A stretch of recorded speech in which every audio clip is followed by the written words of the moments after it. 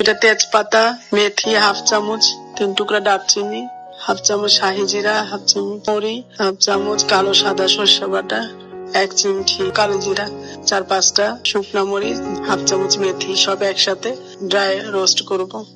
কিছুক্ষণ তাওয়ায় রেখে হালকা ভাজা ভাজা হয়ে গেলে ঠান্ডা করে গুঁড়া করে রাখবো।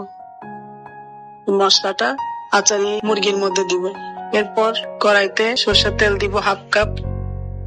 পুরাটা তেলের উপরে হবে, কোনো পানি হবে না।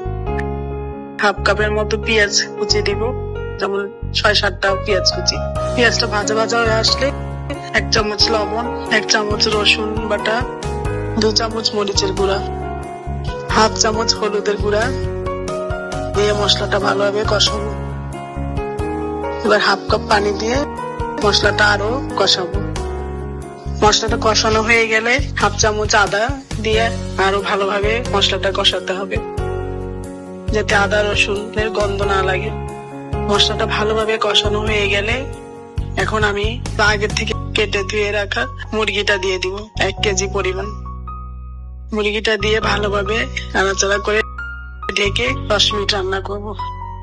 10 মিনিট পর মুরগিটা নাড়া দিয়ে 2 চামচ টক দই আর আগের থেকে হালকা ভেজে রাখা মশলার গুঁড়াটা দিয়ে দিব, আদা ভাঙ্গাটা, একদম মিহি গুঁড়া না, দিয়ে এবার আবার ঢেকে আরো 10 মিনিট রান্না করব। মাংস ভুনা ভুনা হয়ে গেলে এখন আমি আগের থেকে বানানো 1 চামচ আচার দিয়ে দিব। তো যে কোনো আচার হতে পারে, আমি এখানে আমের আচার দিয়েছি। দিয়ে ভালোভাবে মিক্সড করে আরো কিছুক্ষণ ঢেকে রান্না করব। আচার ভালো করে মিক্সড করে ধনে পাতা আর কাঁচামরিচ দিয়ে কিছুক্ষণ ঢেকে রাখবো। ভুনা ভুনা হয়ে গেলে নামিয়ে ফেলবো। রেডি হয়ে গেল আচারি চিকেন, সুস্বাদু। একবার রান্না করে দেখবেন, খুবই মজা।